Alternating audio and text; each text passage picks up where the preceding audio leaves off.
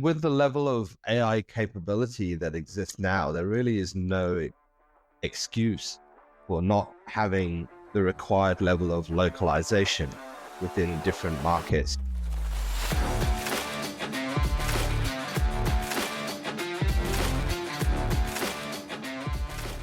Hello and welcome to the Multilingual Content Podcast, where experts discuss international content management, product localization, and global expansion. I'm Caterina from Undertow. We help B2B SaaS companies grow in any language. Before we start, a quick note. We'll be taking a short break during Easter, and we'll be back on April 28th with some exciting news for the podcast. Stay tuned. Today, our founder, Nicola Calabrese, will be talking with Ayon Bhattacharyya. They'll dive into positioning, pricing, and packaging strategies for B2B SaaS companies expanding internationally, especially when operating with limited resources. Ayon brings years of experience helping businesses navigate these complexities. And in this conversation, he shares actionable insights on how to optimize pricing models, avoid common pitfalls, and leverage localization as a competitive advantage. So, without further ado, let's dive in.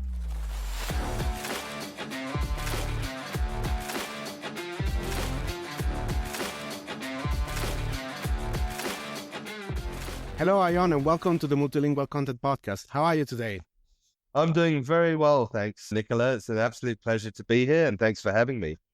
It's a pleasure to have you here. And today we're going to talk about positioning, pricing. But before we jump right into the topic, would you mind introduce yourself a little bit and tell what your company does for B2B companies? Yeah, so I've spent the last 2 decades working with businesses like Westpac, TradeMe, Equifax, Hoyts, KingCare, NewsCorp, just to name a few, helping them to navigate through various market challenges, to defend market share against disruptive competitors, to position value in a way that attracts better customers and sustain market leadership, and to help them to really align strategies around a common goal.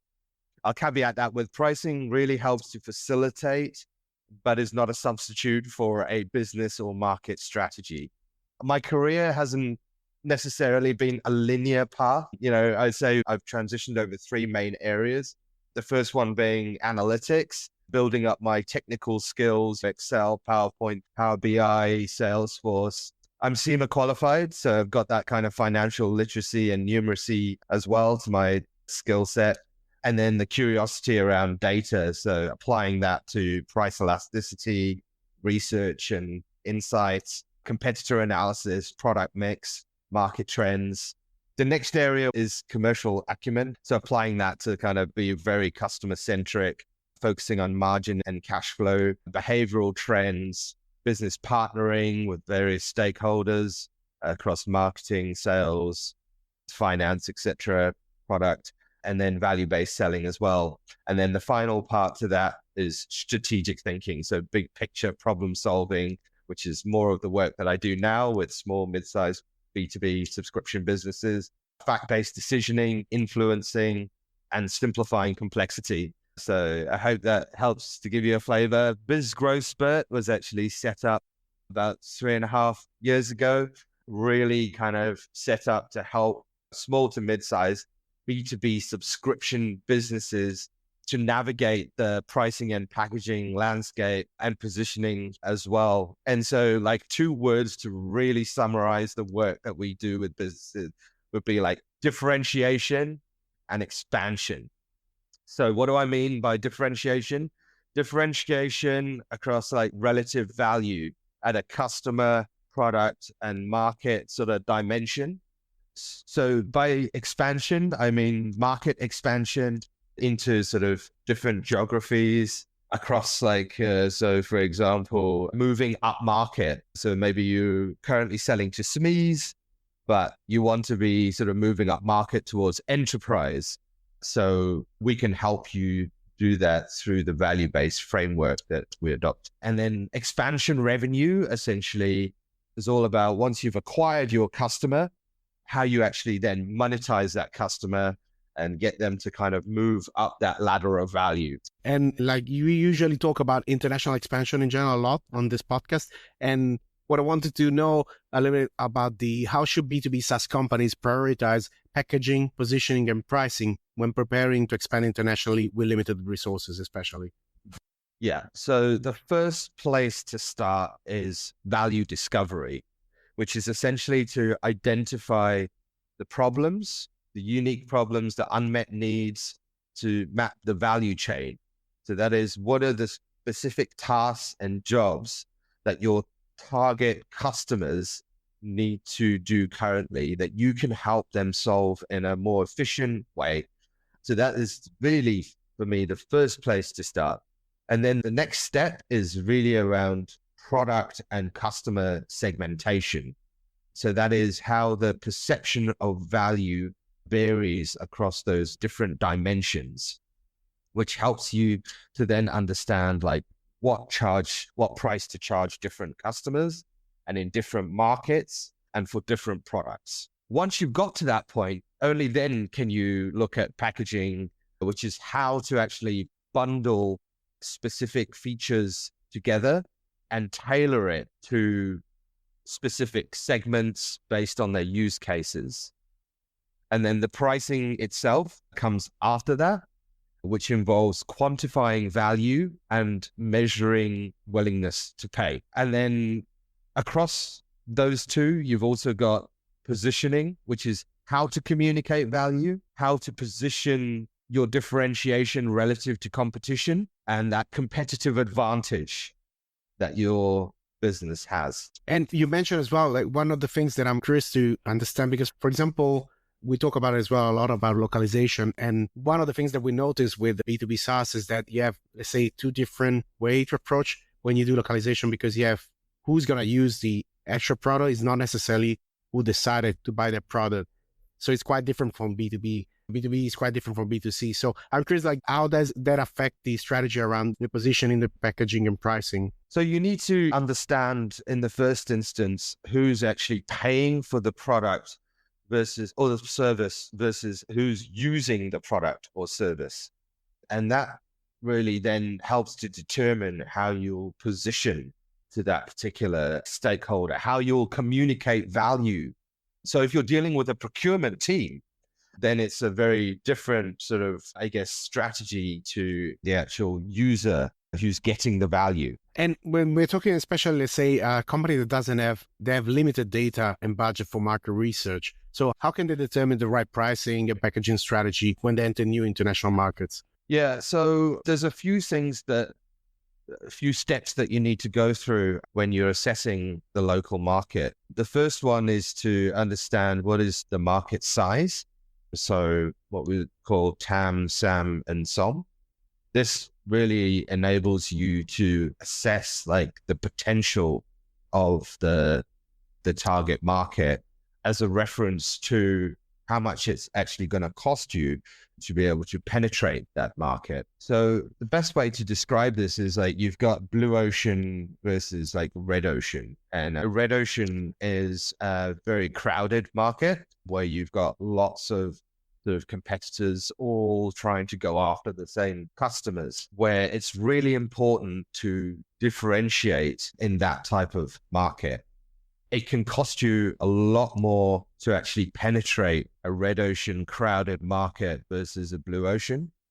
And so it's important to distinguish what type of market you are looking to enter before you go all in, and your cash burn just goes through the roof. And how can localization help you differentiate when you go in a new market? Yeah, so to give you an example of a very well-known brand, McDonald's, and how they were able to do it is in India, they launched a product very specific to that market, the Mak Paneer, versus like when they penetrated like the Japanese market, the teriyaki burger, which resonated obviously with the local audience. So it's really understanding like not only what products resonate, but the language that you need to use and the messaging that needs to go behind it that will resonate with that local market.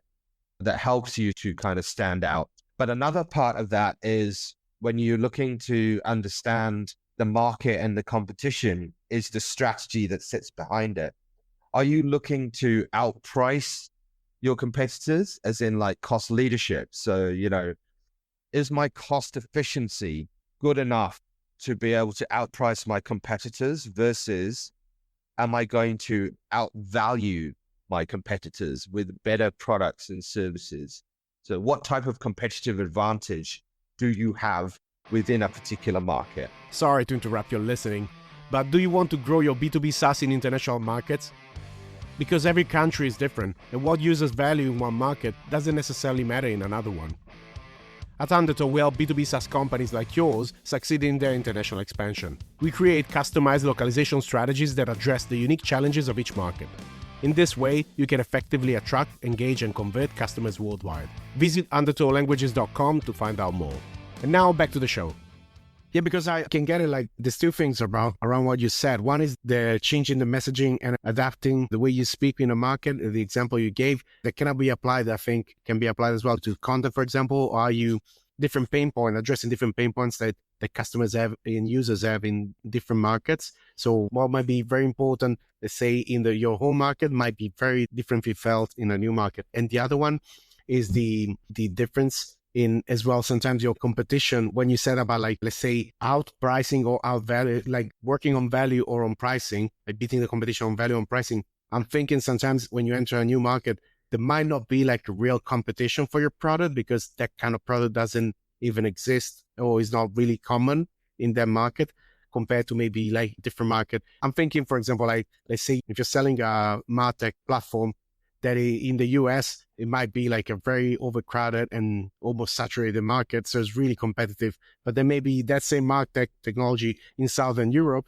is not that kind of technology is not well known and well used. So it doesn't even make sense to go and try to outbid competitors that are not real competitors over there. Your competitor might be an Excel spreadsheet. So exactly right. And just going back to what I said before about the whole value discovery piece, it's like about identifying problems and unmet needs. So the more you can understand your customers and the more you can understand the market that you're looking to operate within, the greater the trust you will actually build within that target market. And what do you think are the challenges or growth barriers that B2B SaaS company should be aware of when expanding internationally, especially when it relates to pricing and packaging? Yeah, so some of the, I guess, market-specific challenges that we've come across are sort of like cultural differences in very price-sensitive regions. Simpler and lower cost options may be preferred. And this is where I'm going to kind of like just go back a step and kind of say like providing multiple pricing options to cater for differing segment needs and budgets is really, really important. And if you don't know where to start with that, just start with really simplistically like a good, better, best. And I was wondering actually on this, like how can companies make sure that they are charging a price that actually reflect the value that they are delivering? How do they make sure that they pay like what they're worth? Okay, so there are a few different levels that of maturity on the journey, I guess, to sort of price optimization. The first and most basic level is to have data around your costs, to understand like how much is it costing me to penetrate a specific market in terms of like CAC, how much does it cost me to serve these customers? And then that becomes the baseline for what you can charge. Obviously, you would charge more based on the value that you deliver, but you should never charge less because then you don't have a sustainable business model. A second one is to have some controls. So if you don't have pricing controls in place, then your sales team will just go out and go sort of like happy days. I'm just going to like discount the hell out of products and services to win as much customers as possible. What that's going to do is that's going to impact on value perception. So yeah, you need to have some control over your discounting. And the next one is the level of differentiation that exists. And then this kind of ties back to positioning as well. So you want to be able to kind of differentiate across different customers, different products, and different markets. Then it's price consistency. So where you don't have those controls, you're going to have like wide range of different prices, which then causes issues when in markets where customers actually know that you're charging like a different price for a similar service can cause tension. And then it's discount-driven acquisition, which also ties back to that control. So this is what I call cost chaser level, where you have a baseline understanding of your costs, but you don't really understand your market. You don't really have data. You haven't assessed your competitors. You have perhaps a very simplistic customer segmentation model. Very few product variations exist at this level. And you've got sort of siloed product and sales teams that are at odds over pricing and value. So that's kind of the market pricer level. Where you want to get to is level 3 and upwards, which is like the value conqueror level, where you are leveraging internal data and customer research to establish willingness to pay and price elasticity. So you're getting to the point where you are able to measure and quantify value. You're able to communicate and capture that value through the right pricing model, through the right pricing metric. And that means that you have to have more sophisticated customer segmentation based on needs, based on how value varies across the customer base. And that will enable you to create more versions of your product that are tailored to those segment needs. And it means also that value innovation will drive product growth.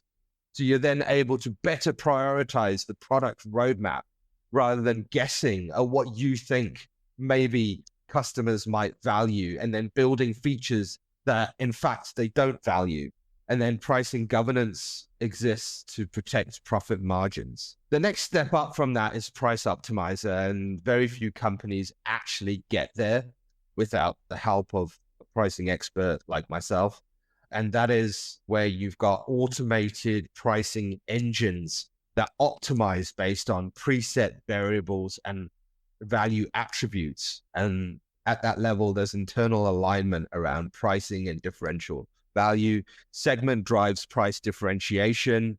And then you've got also differentiated value selling. That means that your sales teams are very well trained and enabled on asking strategic questions to really understand how customers are using your solution and the value that they're deriving from it. You've got price fences that minimize segment creep and segment cannibalization. And you've got ongoing value innovation to attract your future customer, ideal customer. And then you also leverage behavioral economics for greater adoption. And I'm happy to go a little bit like deeper into that if you like. So the pricing psychology is really interesting, particularly as it relates as well to localization and how you actually present the offer. So that is like, do you go from basic to premium or premium to basic?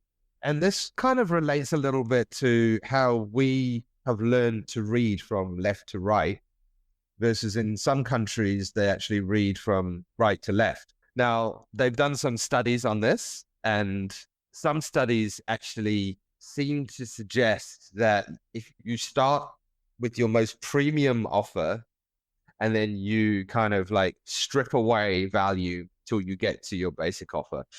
And the principle around this is essentially loss aversion principle. So when they show you the Mercedes or the Porsche or whatever and the bells and whistles, and then they go, oh, okay, if you can't afford that, like here's a Ford Fiesta. There's a pain associated with that. And then there's also the principle around the Goldilocks effect.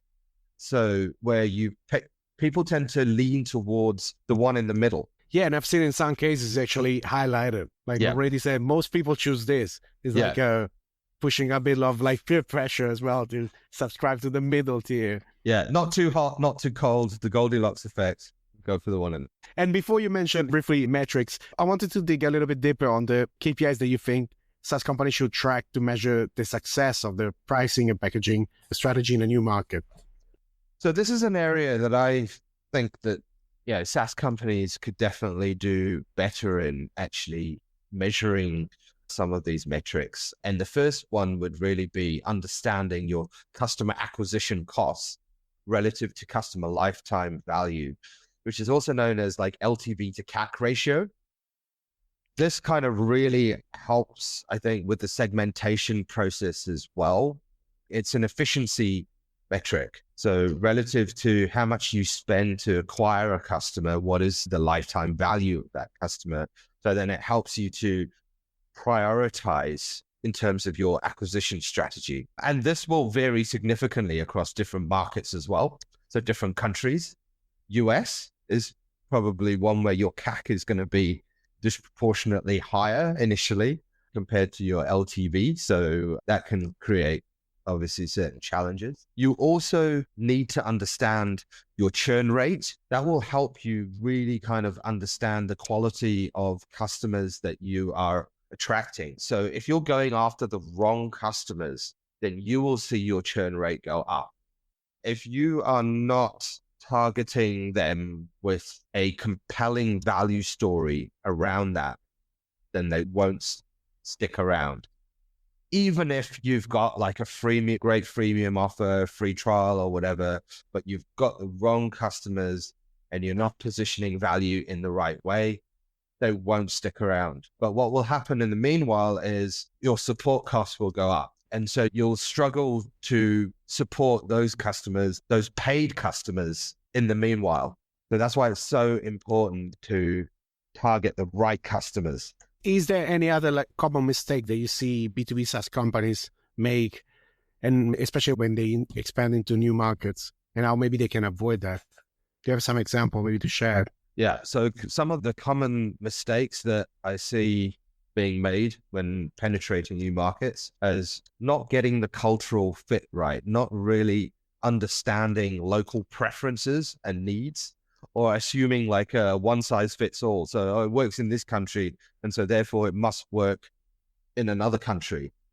So pricing expectations and payment methods would be another one, which significantly influences adoption. So an example would be how Slack localized based on Japan's workplace culture. And I can sort of go into a little bit more detail around that if you like. Essentially, Slack localized its product for the Japanese market by translating the UI and adapting to Japanese work culture. And they also partnered with local providers for integration. Their pricing remained consistent globally, but was supported by a robust freemium model, which encouraged organic adoption among teams. So the outcome of that was that Slack gained significant traction among Japanese businesses with strong adoption in an enterprise-heavy market. So the takeaway from that is premium strategies can lower the entry barrier in new markets and encourage organic growth. But also localization of language and support is crucial for markets with unique cultural expectations. Yeah, you're preaching to the choir here. Absolutely. Going just with English, you might fly in some countries, but in most cases doesn't work. And it's really important as well, depending on the vertical that you're actually addressing, your end user, where they are. In some countries, they might have a good level of English, depending on, let's say, the industry they're in, your user are in. Yeah. They might not have they might have a below average English usage, and that will prevent, obviously, distribution across a company of a SaaS product. Like maybe the headquarters decided to use it, but people go against it. I know of a case of a big company that the local users actually, they localized themselves, the platform they had on the device, because they couldn't use it in English. So they localized it in Latin America. They had like a contraband version in Spanish because they needed the app in the local language because otherwise they couldn't use it. So that's an extreme case, but that's a good case of understanding, like you need to understand your users that you're actually going to distribute the software to. If they cannot use your product, the usage is going to go down. And with the level of AI capability that exists now, there really is no excuse for not having the required level of localization within different markets. AI really helps to facilitate that, to automate a lot of that. It takes care of a lot of the execution and analytics, even creativity to a point. But of course, and it frees up resources and time as well to actually spend on strategy, where and how to direct the AI capability to solve these particular problems. Yeah, there's like a pyramid of content where you have like a baseline of a lot of content, like let's say Help Center. That's where AI can really help you streamline quickly the localization for that. And that frees up resources for the more strategic one, like the, let's say, marketing content or branding content that they need to be, let's say, handled with care. Most of the times you still want to have a human in the loop, but it's with different, let's say, effort, depending on the kind of content that you are handling. Absolutely. But yeah, it does open a lot of opportunities. So another market challenge, I think, that businesses face when they're looking to enter new markets is that don't do sufficient research to really understand how willingness to pay varies across those different markets. So just drawing from some of the paddle insights that have been published over the years and how willingness to pay can vary across different regions. If you take kind of Canada as like a baseline of like average willingness to pay, Southeast Asia is 33% below that in terms of their willingness to pay, versus Nordics is 28% above the baseline for willingness to pay. And you've got obviously various inflationary factors as well that exist across different countries. And so understanding all of these nuances is so important when building a pricing strategy specific to a market. And if I could just quickly talk about a failure, Uber in India and their initial premium pricing misstep. When they launched in India, they had pricing similar to Western markets, assuming that the global brand would justify a premium. The strategy failed as local competitors like Ola offered significantly lower rates and culturally adapted services. For example, the auto rickshaw integration that they had. And so Uber really struggled initially. They lost a ton of market share to Ola, but then they later adjusted by introducing economy rides and cash payment options to align with local expectations. So the key lesson here is that misaligned pricing can alienate price-sensitive markets, and you really have to understand local purchasing power and cultural preferences in order to succeed. I think there's a really good point to close on. But before we go, is there any, like, how can people reach out if they want to learn more about what you do, what your company do? Is there any channel that you prefer, like LinkedIn or email? Yeah, so LinkedIn is great. Yeah, I'm sure you can provide a link to my profile in the show notes. And then my email address is ayon.b@bizgrowthspurt.com. And you can find a ton of resources as well on my website, some of the models and frameworks that we've talked about today, and also some that we haven't got around to talk to, like the strategy canvas, value proposition canvas, jobs to be done, things like that. Feel free to have a nose around. Yeah, so we'll make sure to include that in the show notes so people can reach out if they want to learn more. Thank you again so much for joining us today. Thanks for joining us today. The Multilingual Content Podcast is powered by Undertow. We help B2B SaaS companies grow in any language. Get in touch if you want to know more. If you enjoyed today's episode, make sure to subscribe so you don't miss any new episode. If you want to support us, remember to give 5 stars to the podcast. See you next time.